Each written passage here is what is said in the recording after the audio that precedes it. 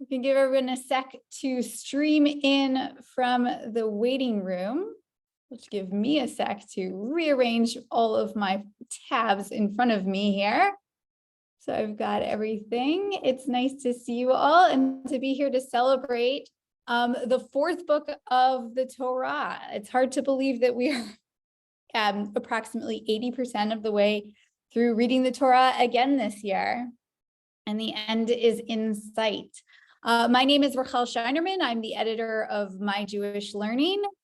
And these series of events have been something of an experiment this year, but I think a very productive one, where we have gotten online at the end of each of the 5 books of the Torah, the 5 books of Moses, when we finished reading them in the synagogue, to celebrate them and talked about them a little bit and hold on to them and reflect on them before we move on to the next one. So of course, today we are going to be talking about Bamidbar, or the book of Numbers in English. We have 2 wonderful participants who are here to talk about it with us.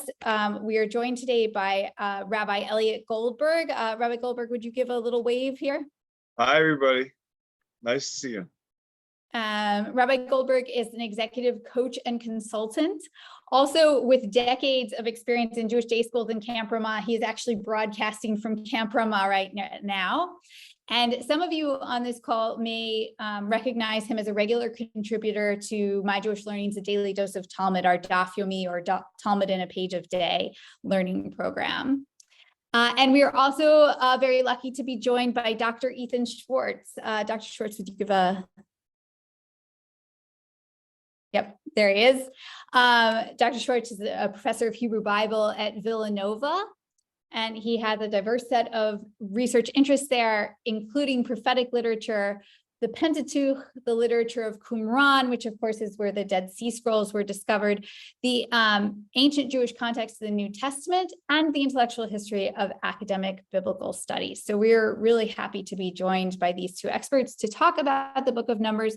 And of course, we want to hear from all of you. We would love to know what spoke to you as we spent, how many months was it? 2 or 3 months with the Israelites wandering in the wilderness, feeling their pain, feeling their victories. Lots of interesting and unusual kind of folkloric stories that we hit as we wandered through the wilderness with them. So please feel free to share what stood out to you, what troubled you in this last book of the Torah, and also any questions that you may have for our presenters, because part of this program will be conversational. But first, we're going to do a little talking at the front end. So let's just think for a minute about the book of Bamidbar before I hand the microphone over to the presenters. In Hebrew, the word Bamidbar, the name of this book, means in the wilderness. And the book bridges the gap between Mount Sinai. It opens 1 year after the Exodus. The Israelites are still in the wilderness of Mount Sinai, and brings them over the course of 40 years all the way at the end to the plains of Moab, where they are poised to enter the promised land. And it follows the adventures and perhaps more so misadventures of that generation that left the wilderness and wandered through Sinai, but were not allowed to enter the promised land. So that's what the Hebrew name of the book tells us it's about. The English name of the book is Numbers. And that also is a significant way to think about the content of the book, because the book is framed by 2 censuses, 2 times that God tells Moses to take a census of the Israelites and to count them all. One is taken at the very beginning of the book, right when the Israelites come out of Egypt, to count that generation. And then at the very end, there's a second count of the next generation, the one that will actually enter the promised land. So these 2 censuses mark these 2 generations that encompass the experience of the book. And it is a little difficult to summarize Bamidbar, or Numbers, because it is very episodic, and that is something we're going to open the conversation with our panelists about. But one thing we can say that perhaps is a theme that runs throughout is a theme of rebellion, that the Israelites come into the wilderness and are frequent. We see frequent and difficult rebellions, right? And so, for instance, in an early part of the book, the Israelites think they're about to enter the promised land, and Moses sends some spies to go reconnoiter the land. And of the 12 spies, 10 come back with a vicious report that foments a rebellion among the Israelites and ultimately leads to God's decree that they will have to wander for 40 more years in the wilderness until that generation has died off. We have the rebellion of Miriam and Aaron against their brother Moses. We have Korach's rebellion against Moses. And we even have Moses exhibiting what some have interpreted as rebellious behavior when he is told by God to speak to a rock and instead decides to strike it. And in the face of all these rebellions, there are many divine punishments, right? There's wandering for 40 years in the wilderness, but there's also hunger and plagues. All kinds of punishments are brought down on the Israelites. Even in one kind of strange episode, there are biting snakes that are sent to bite them. So it's hard in the wilderness. But there are also lots of moments of divine mercy, where, for instance, in the case of the snakes, God tells Moses to mount a brass serpent on a pole so that anyone who's bitten by a snake can look at it and then recover. And this seems to be a pun on the word nachash, which means snake, and the word nachoshet, which means brass. And that little episode, which is just a few verses in Numbers, actually gives us that symbol of the snake on the pole that's a physician's symbol to this day. We also have things like the prophet Balaam who is sent by the king Balak, who is intimidated by the population of Israel and afraid of them, and wants Balaam the prophet to curse them. And Balaam tries to, but he's unable to, and instead he ends up blessing Israel. And one of the many blessings that comes out of his mouth are the words "Ma tovu ohalecha Yaakov," how beautiful are your tents, O Jacob. And this has been taken up as part of the Jewish liturgy. We also have the really incredible and striking stories of the daughters of Zelophehad, this man who had 5 daughters, and according to Israelite law, daughters could not inherit land, but they had no brothers. And they go to Moses and they say, "This isn't fair. Our father's portionment among the tribes will not continue because he has no sons." And they ask Moses if they can inherit. And Moses actually kicks the question upstairs to God. And because of this request of these daughters, God decides to change divine law, which is kind of this incredible moment in the Torah. So lots of interesting things to discuss. And I'm sure there are more things that came to your mind. There's one text that I'd like to share to kick us off before I turn things over to our panelists. And this is from Pirkei Avot. So I'm going to put my document in the chat here, and I will also share my screen because I think this. Share screen. Okay. I think this document gets at some of what is so interesting about the book of Numbers. Okay, so here we are in Pirkei Avot. This is from the Mishnah. It's a rabbinic text. And it says that 10 things were created on the eve of the first Shabbat at twilight. So if you remember the story of creation, God creates the world in 6 days, and on Shabbat, God rests. So at twilight, as Shabbat is coming in, these are the last things that God creates. And these are sort of the exceptional things in the world that God is creating. And this Mishnah tells us that there are 10 of them. And they are the mouth of the earth. Okay, anyone know what that is? It's a little unclear. I will tell you in a minute, but if you know, please put it in the comments if you want to take a guess. It's a reference to the book of Bamidbar, to Numbers. The mouth of the well also shows up in Bamidbar. The mouth of the donkey, the rainbow, the manna, the rod of Moses, the shamir, the letters, the writing, and the tablets. These are 10 exceptional things that God made at the proverbial 11th hour, the last things that were created in the world. And let's see, yes, I'm looking at the comments. Yes, Yes, exactly. Some of you have this. The mouth of the earth that opened up to swallow the Korach and the rebels, right?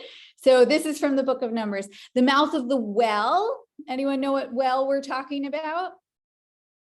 I like how it opens with 3 mouths. What well are we talking about? Miriam's well that followed the Israelites as they wandered in the wilderness. How about the mouth of the donkey? Who's the donkey?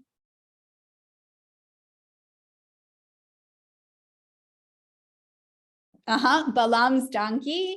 The donkey that the prophet who was supposed to curse Israel, but instead ended up blessing Israel with the Matovu. There's an episode before that happens where he's riding his donkey to go curse Israel, and God sends a fiery angel to stand in his way, but he can't see it. The donkey can, and ultimately the donkey ends up telling him about the angel that he can't see. One of 2 talking animals in the Hebrew Bible that I can think of. List the other if you know what it is. Okay, the rainbow is not from the book of Numbers. That's Noah's Ark. But manna, also, that feeds the Israelites in the wilderness, that's in the book of Numbers.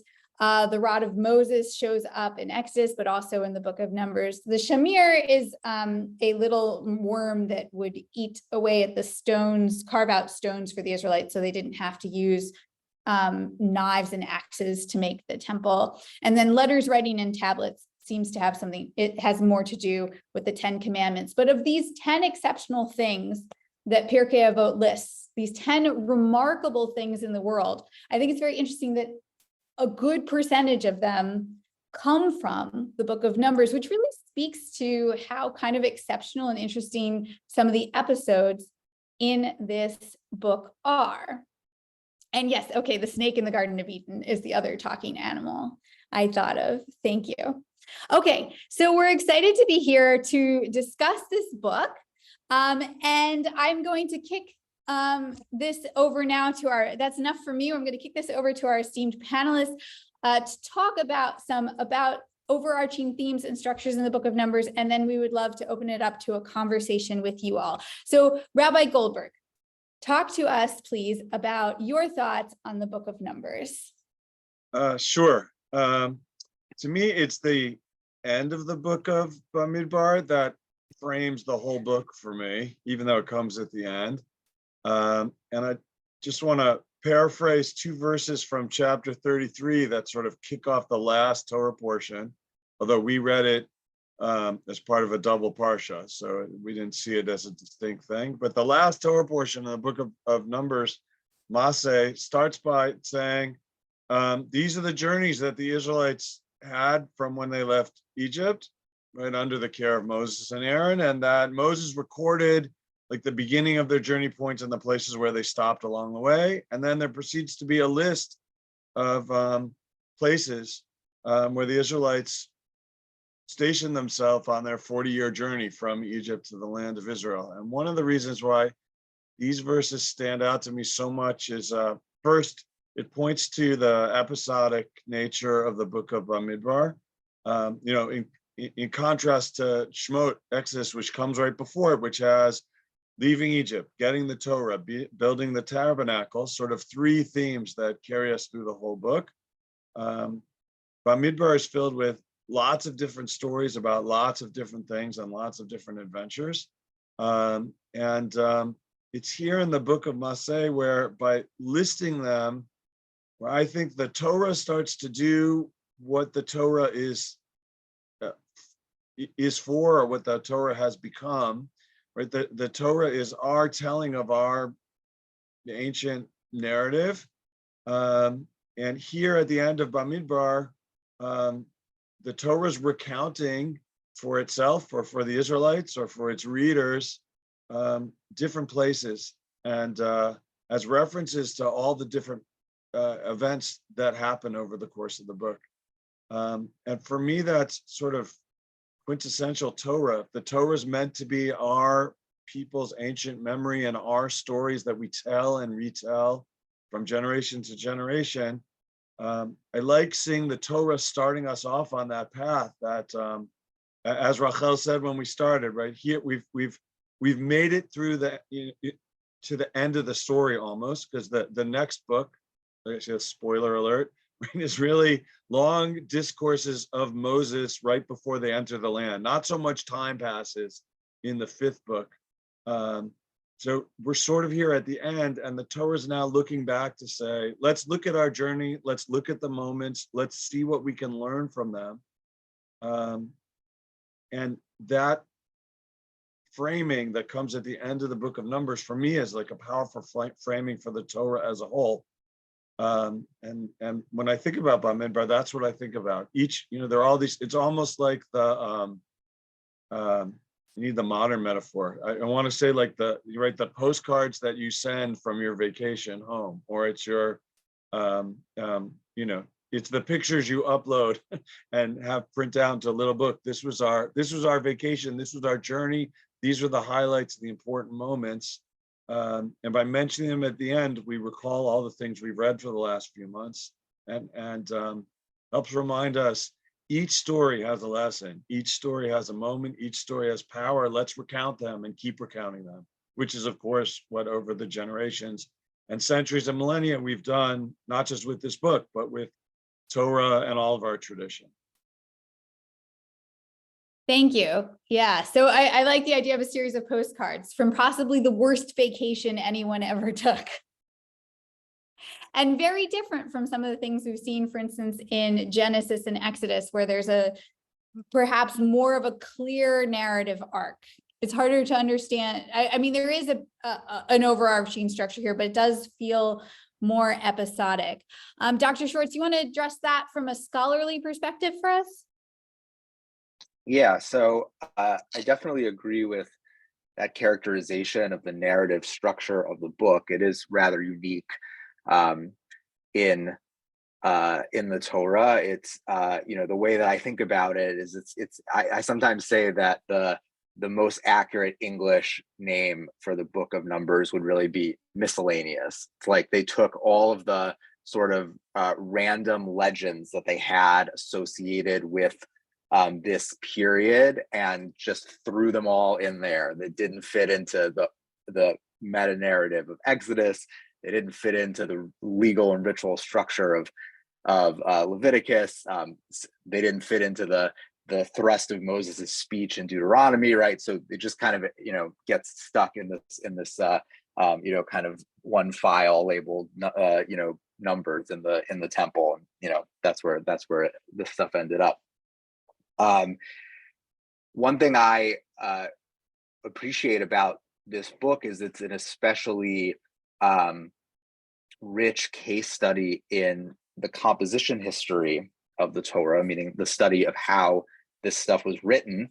And I mean, you might say, why that's not unique to the book of Numbers. Every book of the Torah is a by definition a case study in how this stuff was written. But in some ways, it is the episodic nature that we've been talking about that really highlights this in Numbers, because when you look at it from the perspective of composition history, it's actually in some ways even more of a mishmash and even more episodic than the canonical version that we look at, because it turns out that so many of these narratives have actually been combined together from pre-existing separate narratives. So looking at this from the perspective of source criticism, and specifically from the kind of classic, if no longer universal theory of the composition of the Torah, the documentary hypothesis, which sees the Torah as being combined together from four pre-existent separate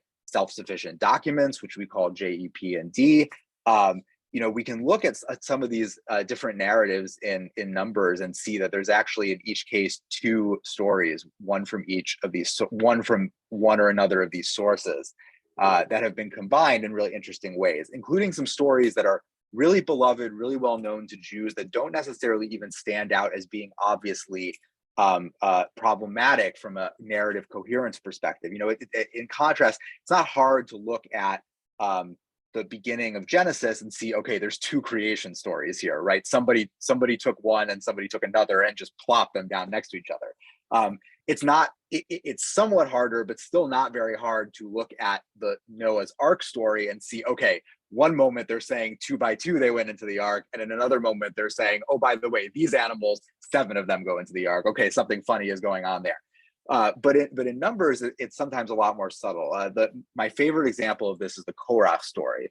Most Jews just instinctively associate this as one story of rebellion in which Korach, Datan, and Aviram, and then some guy named On, who never shows up again, get together and cause trouble.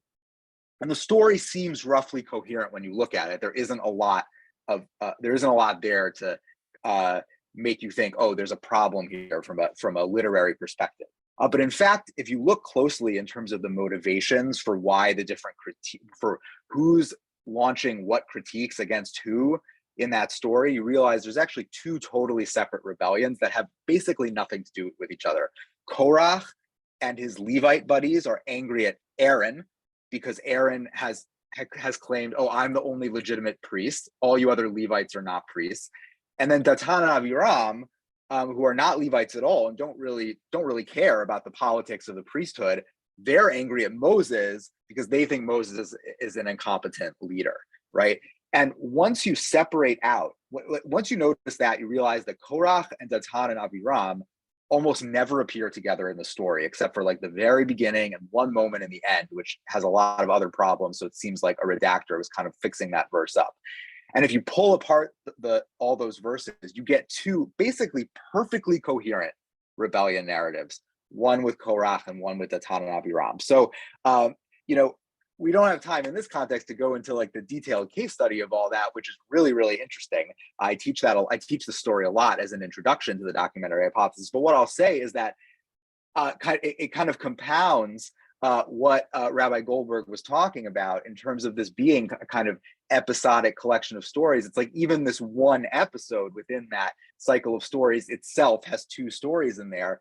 And when we separate them out, we realize these stories have different ideologies, different orienting conceptions of God and Israel that are guiding them.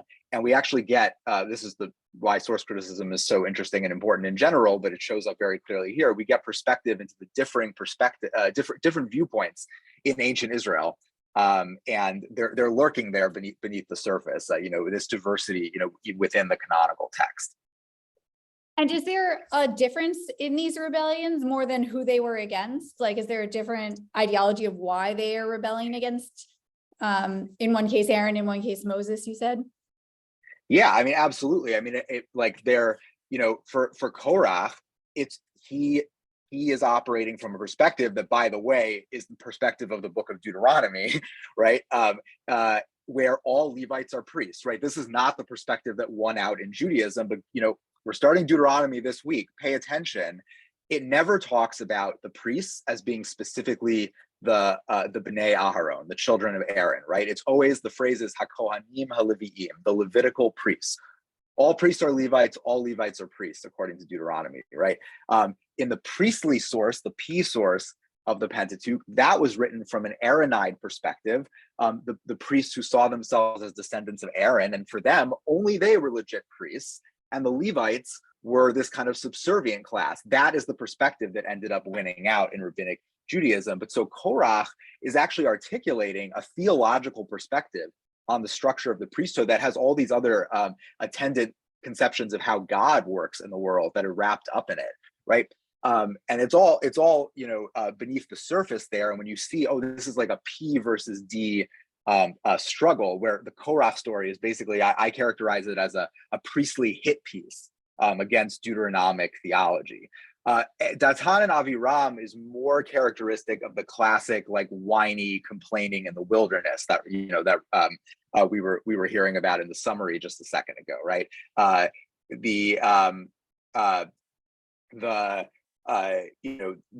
Whereas Korach and his group, they go to Aaron to lodge their complaint, right? Datan and Aviram, it's really interesting. This is one of the smoking guns in the story, is that they lodge their complaint they get called and they refuse to go. Moses summons them and they're like, no, we're done with you, Moses. Like, we are fed up. You are a bad leader. Like, this is, so much worse than it was in Egypt. We're not coming, right? So there it's much more of kind of like in some ways a kind of pettier rebellion that isn't as it's a challenge to Moses' political authority, and it doesn't have all this stuff about the politics of the priesthood. So yeah, I mean, there's totally different ideologies that are at stake here. It's not just two different stories. The stories, in some sense, particularly the priestly story of Korah, are really in service to articulating these ideologies. So let's put so thank you for the scholarly perspective. I think one reason we really enjoy having Dr. Schwartz with us when we do these is that this idea that like the scholarly and historical perspective on these texts can actually help us benefit from them religiously. So I'd like to toggle us back into sort of religious thinking about these texts. What is the experience? What is and this is for both of you, but I invite our participants on the call to also share your thoughts in the comments. What is the religious payoff of writing, of experiencing, as we have for the last 2 months, the 40 years in the wilderness in this way that can feel episodic and confusing and mysterious and frustrating and difficult to wrap our brains around? How is that different from experiencing, say, some tighter narratives in Genesis and Exodus? How does that change our perspective on how does that inform our perspective on the birth of Israel as a real nation, right? These are their early years, the first generation, and the experience between Sinai and entering the land of Israel. I have a couple disparate responses to that. I mean, that's the theme of today. Yeah. So I don't know if they'll be coherent to my answer, but a couple thoughts came to mind. I think, well, one is, for me, as a reader, that's part of what makes this book fun. Because if, and I think we might do this, I might be asking this a little early, but, to put this in the chat, like if you ask people, what's your favorite part of Bamidbar, or what's the most important story in Bamidbar, we'll get a whole range of different answers. And then it generates this great conversation about, here's the key moment. No, here's the key moment. Where in other books, like, certain things stand out, they're the key moment, right? Where Exodus is a mini series, this is like a serial, and like you don't even have to watch it in order to make sense out of it. And so that just means as a reader, you can jump in and out, or you can study a particular story and get some meaning out of it on its own. It's not dependent on reading the whole book. That's one piece. The second thing is, I think the mishmash and the messiness is in part a theme of the book about the founding of a people. Like as Dr. Schwartz was talking about, all these different sources and all these different, ideologies all weaved together. Like when you pulling them out can be really, really interesting to see the different streams, but reading them then mixed together gives you this sense of maybe some of the chaos that might be part of the experience in the desert. It's not this nice orderly, let's march from Egypt to the land of Israel and everything goes well and it's wonderful. And like the fact that different rebellions, I love that example, 2 different rebellions with different ideologies get mixed up together and are told together and you can't sort it out. Some of that's about the book, but I think like looking at politics today in North America and in Israel, that happens too. We have lots of themes that are mixed and garbled together that, sometimes we have to parse out for clarity and sometimes we don't. So that's a second thing. The third thing I thought of as Rachel, as you posed this question, was one of the themes about many of the stories is about how Bnei Israel isn't always a happy or willing participant in the whole covenant thing, which for me connects to a bigger theme of the Bible, which is things don't always work out the way God wants it to. The Garden of Eden wasn't perfect because we ate from the tree, so we had to leave. And then, leaving Egypt, Israel leaving Egypt to serve God, there were all these miracles. They got the Torah. They should go to Israel. It should all be great and perfect, and it's not.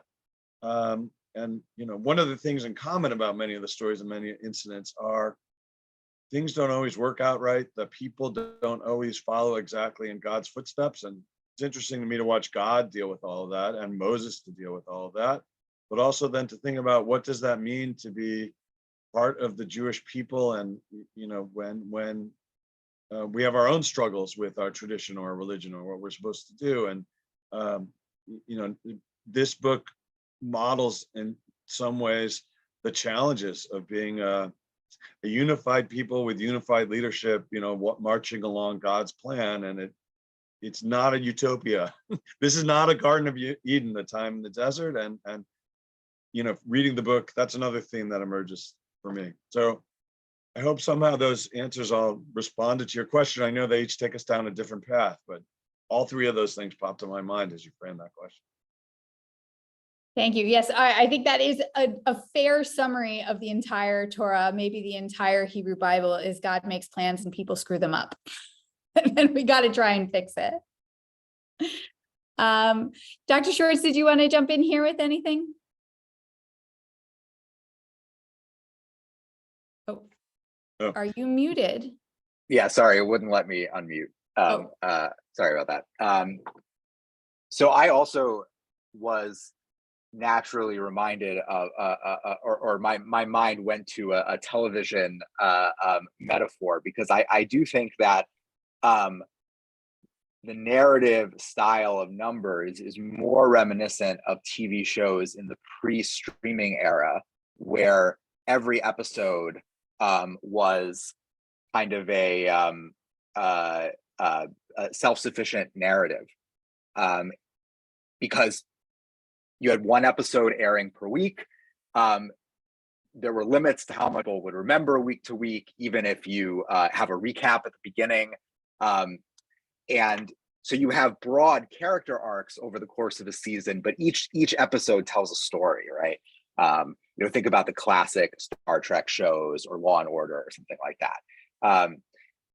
And in the streaming era, they're now making shows that are intentionally designed to be binge watched, right? So they know that you're just like finishing one of these, on a lazy Sunday, a whole season.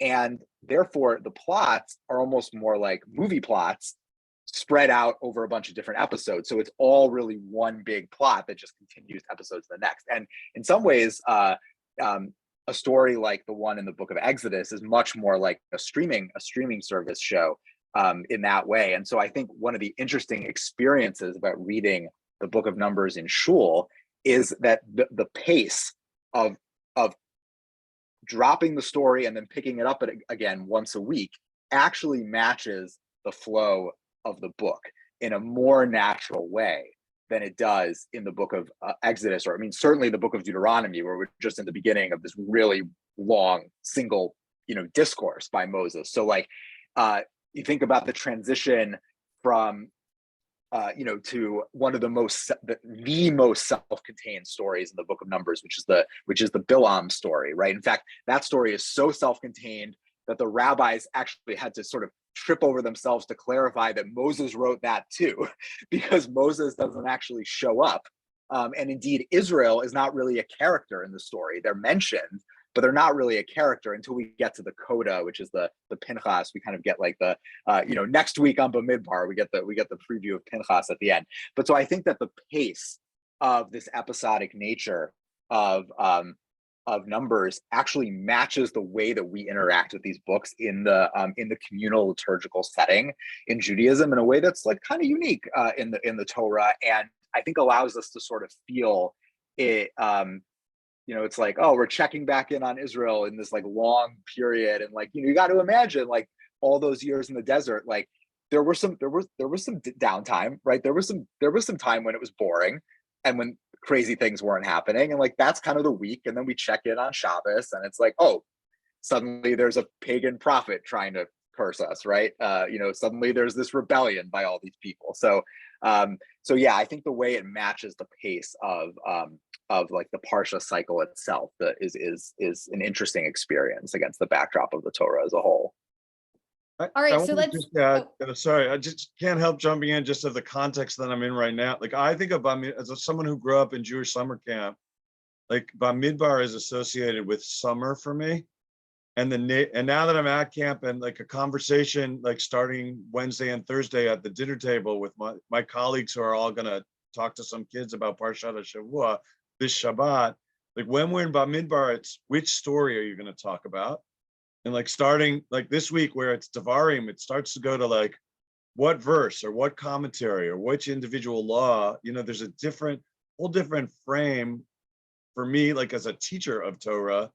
Like Bamidbar, I can latch onto that. What story am I going to teach? Oh, this year I'm going to, focus on Benot Tzlofchad. Oh no, this year I'm going to focus, I'm going to do this. And in some ways, whatever scene you focus on or story you focus on, then you lose the other ones that are grouped in the same weekly reading. Whereas when we get to Deuteronomy, there's a whole different question of like, how am I going to make meaning of speech of Moses that takes us, 4 weeks to read through, and sustain that over time, for an audience on Shabbat. And I think like that there's the storytelling about Bamidbar and the way it's set up makes it a really fun book to teach because there's so many hooks you can grab on that have a clear beginning, middle, and end all contained within the parsha. I also grew up, at Ramah, and I have the same, strong associations of these stories with camp. And in particular, even as a camper, I recognized that it was like funny in like an appropriate way that we read the Korach story at camp because it's always an authority struggle between these teenage campers and their counselors and I dropped in the chat actually this article I wrote for the Jew School blog a couple years ago, which deals with the source criticism of the story and why I think that actually helps us read the story. But the reading, the whole thing is framed as I'm polemicizing there against this reading that I'm sure many of you are familiar with. It's very common in like liberal Jewish spaces of like, oh, Korach is actually the good guy. And I think that reading is total nonsense and not at all supported by the text.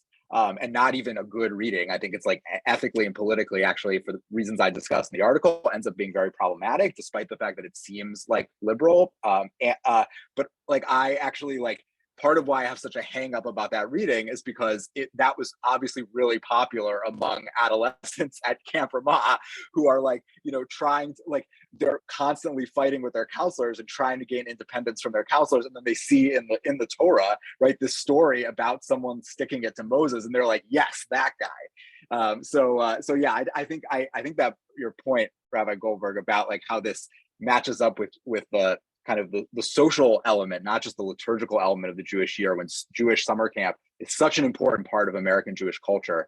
That's I think that's worth thinking about in terms of how we as American Jews experience this book. All right. I wonder how it plays out in South America where it's winter now. Like they have a different that's a very northern hemisphere bias theme right now, but I'm with you because I'm from the northern. Yeah, I'm guessing most people on this call also aren't in summer camp right now, though they may have children in summer camp at this moment. Greta, I also wanted to share her comment. She points out that having this sort of non-linear episodic kind of structure to the story may help us to reflect on the messy and non-linear kind of path of recovery from group trauma, right? This is a people that has been enslaved for hundreds of years. And how complicated it can be to liberate ourselves and figure out independence in the wake of that kind of experience. So thank you for that comment. In the spirit of all this reflection on the episodes of the book, I would love to hear from you all now.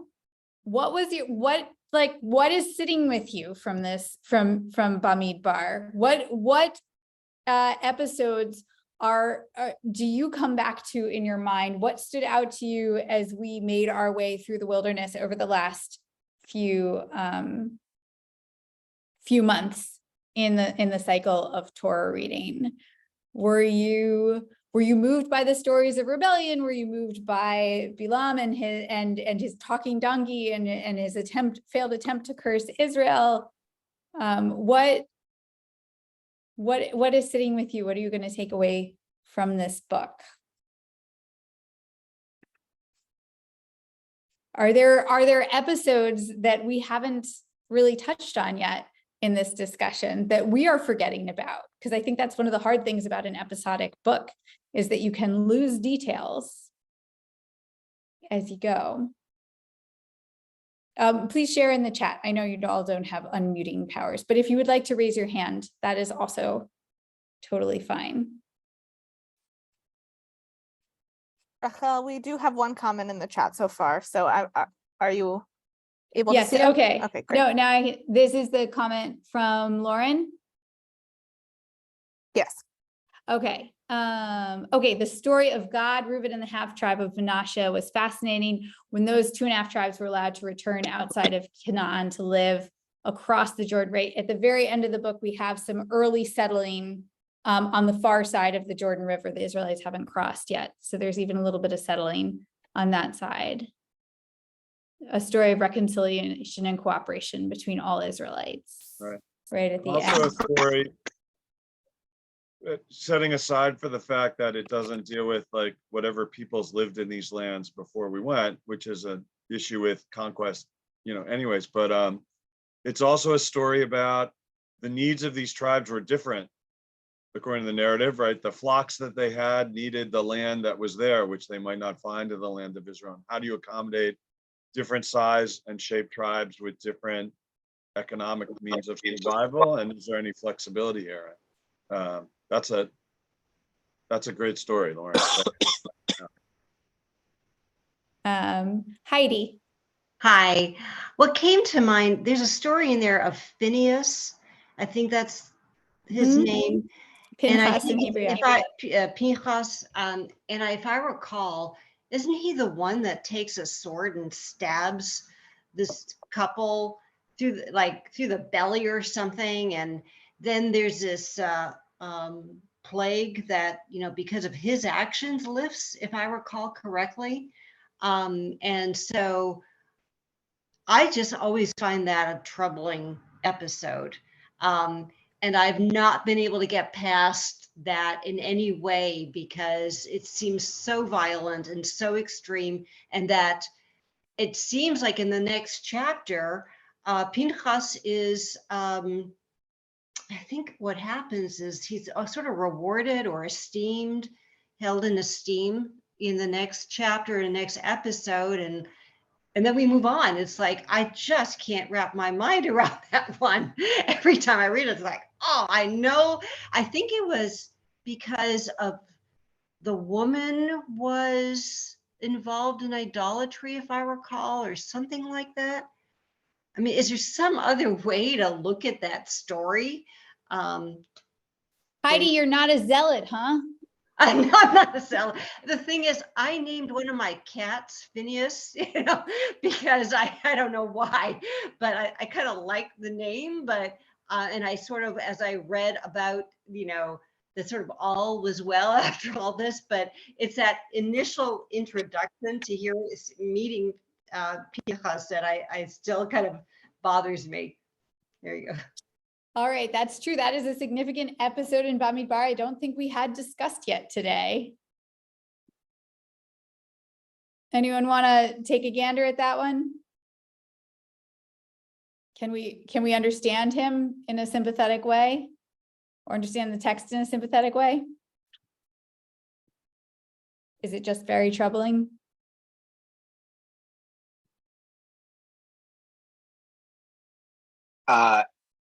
Yeah, I think it's worth, many different people have talked about that. This isn't going to be a satisfying answer per se, but many people have discussed how in classical rabbinic literature, the character of Pinchas gets linked with Elijah, who is also described as zealous, right? That same trait of kinah, and that actually there's a kind of implicit critique in the way that the rabbis addressed those characters, and I don't have any citations off the top of my head in terms of where in classical rabbinic literature this shows up, but that might be a kind of native Jewish resource, within the tradition itself for those who are troubled by that text, in terms of looking at how the classical rabbis also grappled with it when they clearly, saw some potential problems here. The other thing I want to say, it's also it's not like a straightforward answer. It's also kind of like a meta answer, but just I had a really interesting and I think instructive experience when I was in graduate school, and I heard a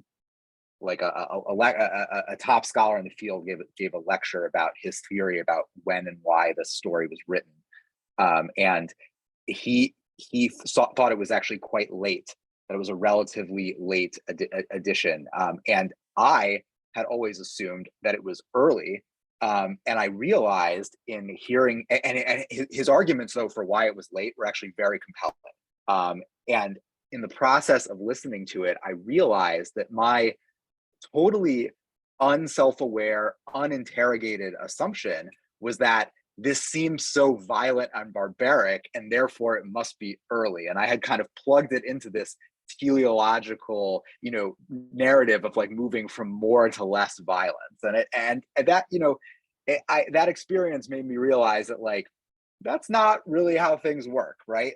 Actually, things don't follow these neat narratives in the way of like our own ideals of ethical, our own ethical ideals. Not all of Jewish history is going to match that in terms of moving from, the worst stuff to the better stuff, from our perspective. And, when I joined a couple, months ago for Vayikra, one of the things that I talked about was sacrifice, which I am like a big proponent of taking animal sacrifice seriously, and seeing it as one of the gems of our tradition, is saying like, just because these don't match our own ethical ideals doesn't mean that we can't think about what the authors are doing with this stuff. And I would say the same even for something that seems as violent and horrific as what happens in the Pinchas story. Is we don't need to approve of what happens in that story at all to still ask the question, okay, what is this work doing? What work is this doing for the authors? And maybe we end up still thinking it's terrible and not liking the work that it's doing. But I think that we don't gain anything. I'm not accusing you of doing. I'm just saying this is often something I see in engagement with these like difficult texts. Is I don't think we gain anything by saying from the get-go, this is abhorrent. This is ethical. I'm just not even going to engage at all. And that's why I love the historical study of this stuff, because it allows us to say, okay, for a moment, we're going to table our own values and say, let's try to understand in the ancient context what this was doing. And I think that story is a prime example for that. I think with that also the question of which periods of Jewish history were there where this story might have resonated. The zealousness for God and the willingness to take up arms was a motivating theme for the Hasmoneans and the Maccabees at a particular time. And there's a telling of the Hanukkah story that talks about them as heroic, and a telling of the Hanukkah story that talks about them as just as they, freed the temple from the Syrian Greeks, they weren't so tolerant of different groups of Jews who thought differently from them, in the Civil War piece part of the Hanukkah story. But I would imagine, Pinchas was more of a model for them at that time. And that also speaks to the different rabbinic treatments of Pinchas about when is revolt and violence a useful tool, and when does it end up, revolt from violence, in terms of rebellion didn't work out so well in the rabbinic period. We're about to, mark Tisha B'Av soon, that, in part is a destruction of the temple because of revolt. The rabbis turned down some of those themes, but other groups might have turned it up. So I always want, one of the great things about the diverse sources in our tradition is different texts speak to different generations and different times, different ways. And I find that's a great thing to think about too. Like when was Pinchas a model, and why, and what does that tell us about the tradition of this story over the centuries? I agree. I had Gittin 57 and 55 to 57 in my head too, right? Because if for those of us who are in doing Talmud study with us, we just got through this big set of narratives just a week or two back about the destruction of the temple, and there we see elements of our tradition that are very skeptical of zealotry and see it as very dangerous. But I do think, as Dr. Schwartz, as you were saying, that this is kind of cyclical. There are moments when now zealots would not probably describe themselves as zealots. They probably describe themselves as enthusiasts or committed, right? Like this certain level of intense dedication is seen as very favorable, and other times when it's seen as very dangerous. Can we talk about, sorry, I didn't mean to interrupt. Yeah, go ahead. Just Catherine's comment in the chat about the red heifer in Numbers 19. If it's okay, I'd love for us to address that. We didn't even touch on all of the, somebody else in the chat also talked about purity and ritual stuff. That stuff is interwoven here too, and we've been so focused on the narratives, we haven't talked about that very much. But go ahead, yes, please. No, that's what I was just realizing. So thank you, Catherine, for drawing our attention to that. So I mean, I love. The red heifer is one of my absolute favorite pieces of material in the entire Hebrew Bible, in the entire anything. I love this text so much, and because it famously it's so weird, right? There's an agadic, like a comment, like a rabbinic comment that this was the one part of the Torah that King Solomon, the wisest person ever, couldn't figure out.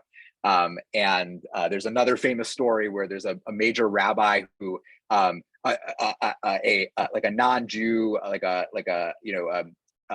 worshiper of idols, comes and says, how is this thing any different from idolatry? This looks like mad me. And the rabbi says, oh, away with you. You're just too stupid to understand it. And then the rabbi's students come to him and say, okay, but actually, the guy has a point. What is the explanation? And the rabbi's like, okay, I'm going to be honest with you. I actually don't have an answer to that objection. This thing is really weird. So there's a lot that can be said about it. There's some really interesting parallels with non-Israelite ancient Near Eastern rituals. But Catherine, you drew attention to the connection with Psalm 51, which is really, I'm really glad to see you mention that, because Psalm 51 is this psalm of individual penitence and atonement. The language of it informs the Yom Kippur liturgy a lot. It's ascribed to David. Actually, it's supposed to be David's kind of prayer after Nathan confronts him about how he did a really bad thing with the whole Bathsheba incident. And the language there of when he's asking to be purified, it's drawn straight from that ritual purification imagery of the red heifer down to the mention of the hyssop, and all sorts of things like that.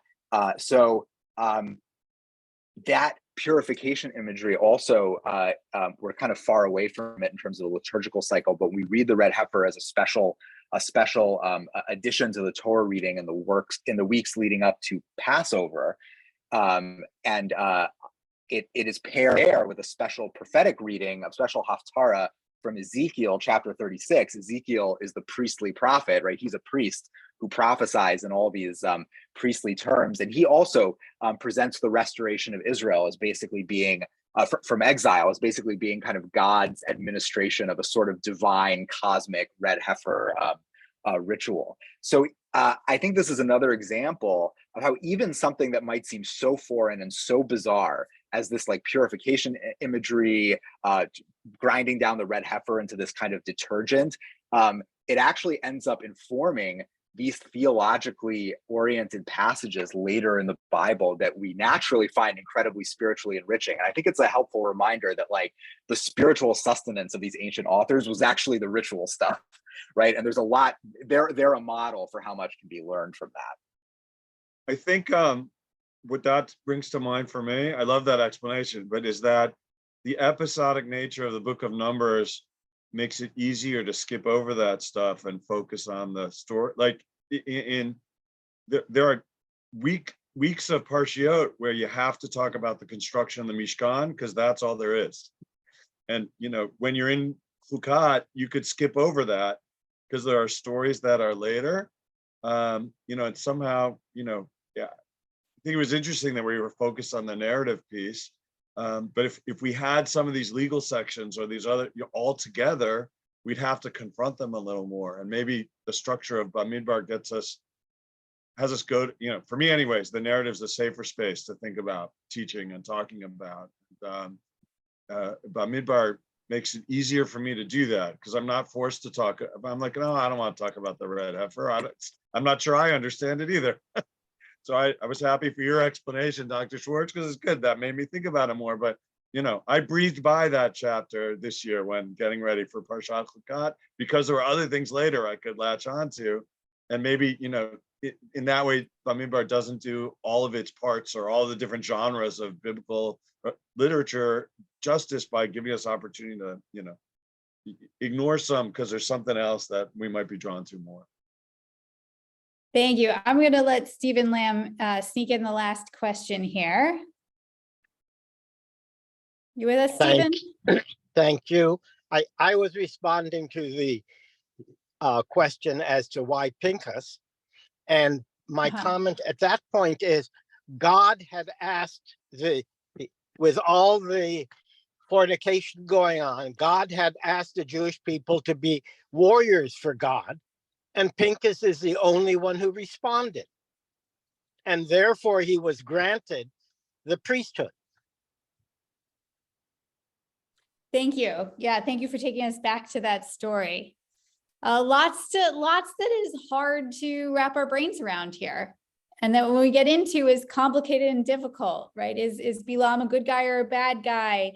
What is going on with the red heifer ritual? Are the Israelites rebellious? Is God punishing them? Is God having mercy on them? It does leave us with a very desultory, complicated picture of Israel's early days and lots to revisit, which we will next year when we get back to this book. But in the meantime, we're going to march forward to the book of Deuteronomy, which is the very end of the Torah. And Moses's farewell, which is, as many of you already know, but if you don't, spoiler alert, it's Moses's farewell speeches to the Israelites as they stand on the plains of Moab, poised to enter the promised land. So last words from Moses will stretch between now and Simchat Torah for us. I wanted to share one more thing, which I won't read aloud, but I will just pop into the chat. This to me is one attempt to make sense of the book of Numbers. It is from the Psalms. It is Psalm 106, and it is telling the story of Israel, heavily inflected through the book of Numbers. And I invite you to read it on your own. We won't have time to do so together, but there you can see that the psalmist has read the book of Numbers as basically a series of rebellions that are, and the divine response is frequently more mercy than Israel deserves. That is one attempt to make sense of a complicated and very varied book. So thank you, as always, to all of you for your thoughtful comments and contributions, and for pointing us to what interested you and challenged you in this book, and for pointing out things that we didn't have a chance to raise all by ourselves or even necessarily remember, because it's hard to hold it all up here. Thank you, Dr. Schwartz and Rabbi Goldberg, for bringing two very thoughtful and very different perspectives on the book, and mazel tov to all on making it through Bamidbar, and looking forward to learning Deuteronomy with you in the coming months. So yeah, thank you, everybody, and we'll see you soon.